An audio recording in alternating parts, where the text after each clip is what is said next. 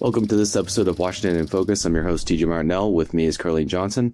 The members of the Department of Children, Youth, and Family Oversight Board is discussing proposed changes to state law that critics are claiming is leading to a disturbingly high number of children dying due to parental drug addiction. Carlene, what's going on?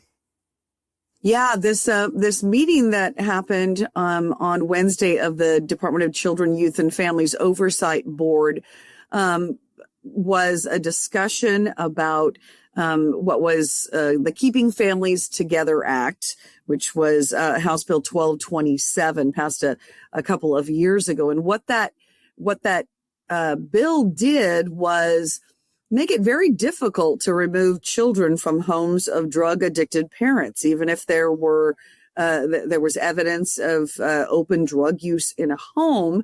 That would not be, enough to take a child out of a home and place them in. I just want to make sure I understand. So somebody could be smoking some sort of illegal drug right in front of their kids, and they're not going to remove them?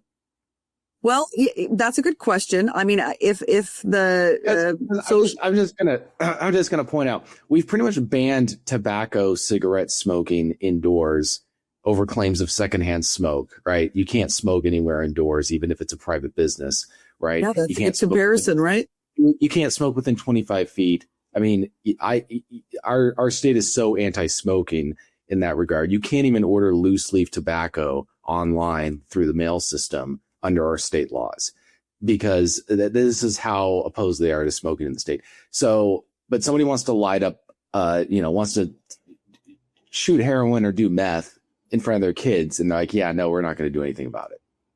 Well, and trying to follow the logic here. Yeah, I know, you're right. No, it's a difficult trail, isn't it? Because folks that supported this, Democrats, no Republicans, that supported Keeping Families Together Act, their argument was too many minority kids are getting taken away from their parents. And so, and then, not giving the parents a chance to get clean and sober while they keep their kids in the home. The problem is go ahead. The problem is it hasn't worked, TJ. It has not worked.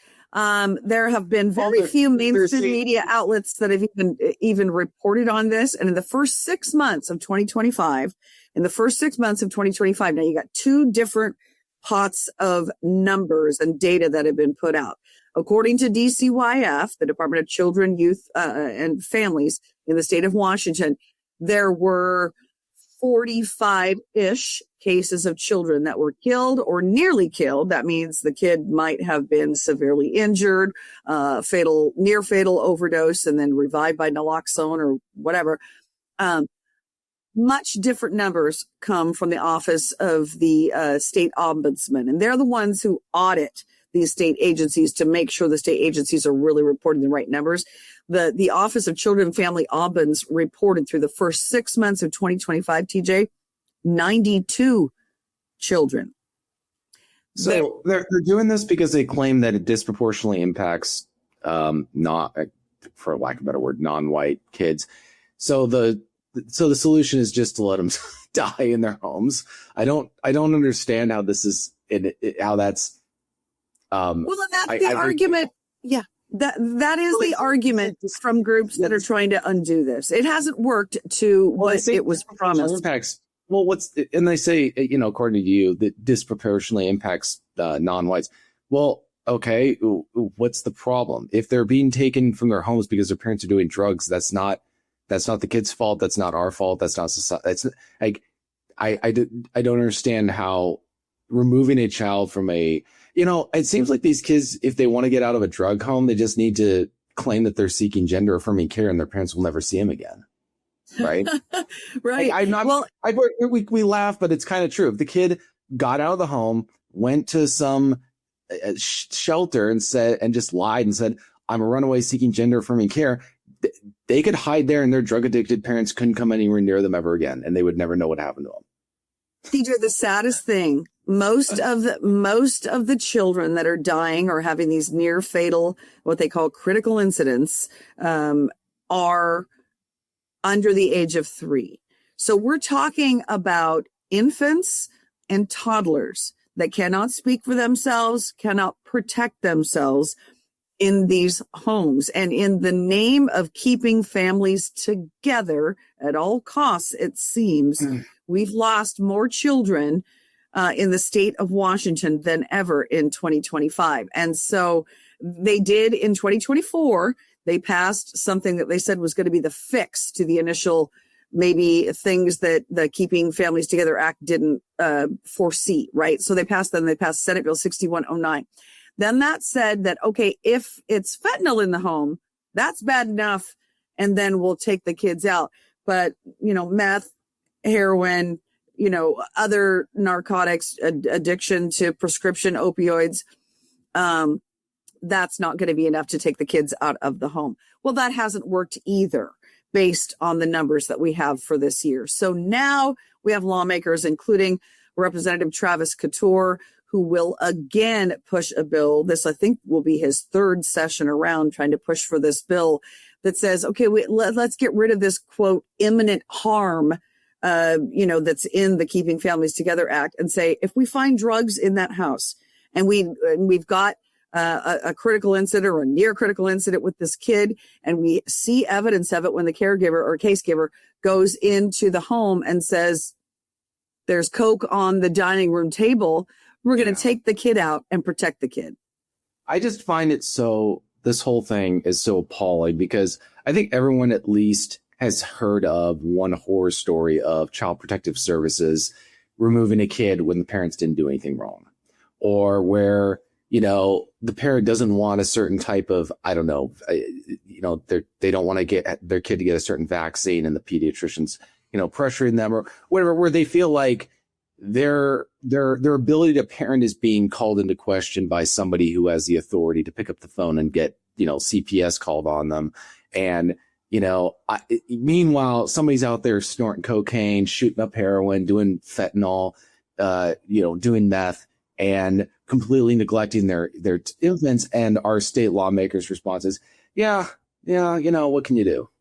It is, you're right. And that was the first part of the argument you just made about kids being taken from, perfectly fit parents, is much of the argument that is given in these hearings that I've sat in from the majority party, who says this is why we need to make sure that, unless there is evidence of imminent harm to a child, we're going to leave that child in the home and let the parent show up at a court hearing and say, yes, I'm going to rehab and this and that and the other thing.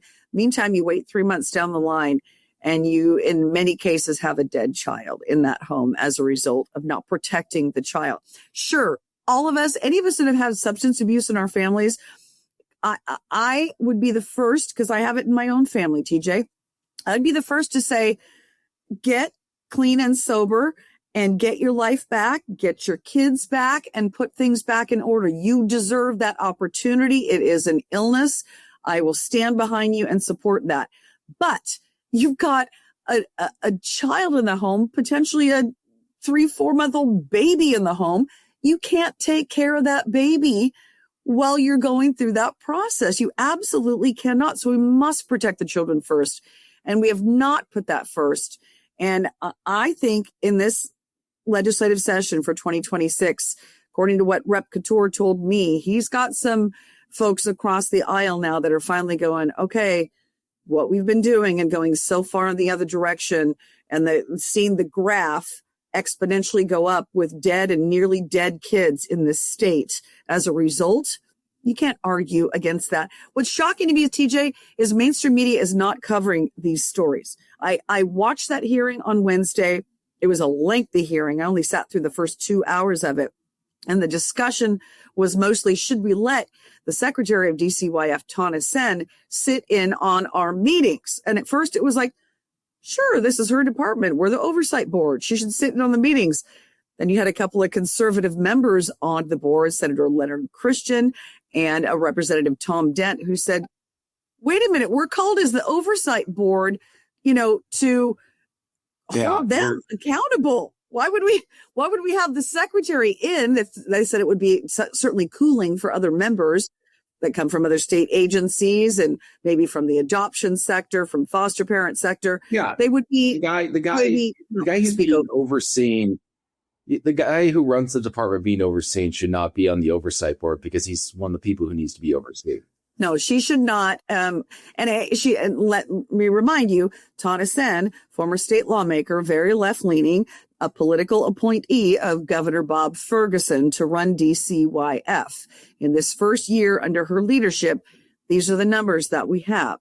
So I can certainly understand why there was some concern from members of the oversight board to say she shouldn't be part of our meetings. And as the meeting ended on Wednesday, TJ, they basically took that off the agenda. I mean, they were set to vote she would have been a non-voting member, but she could participate in any of those meetings. And what a quelling effect I could imagine that would have for open dialogue, of what the department's doing wrong. If you've got the secretary of the department sitting in on those meetings, they can always call her in, I imagine, and just say, hey, we'd like you to present to us. And then we'll ask you questions. But no, yeah. I know.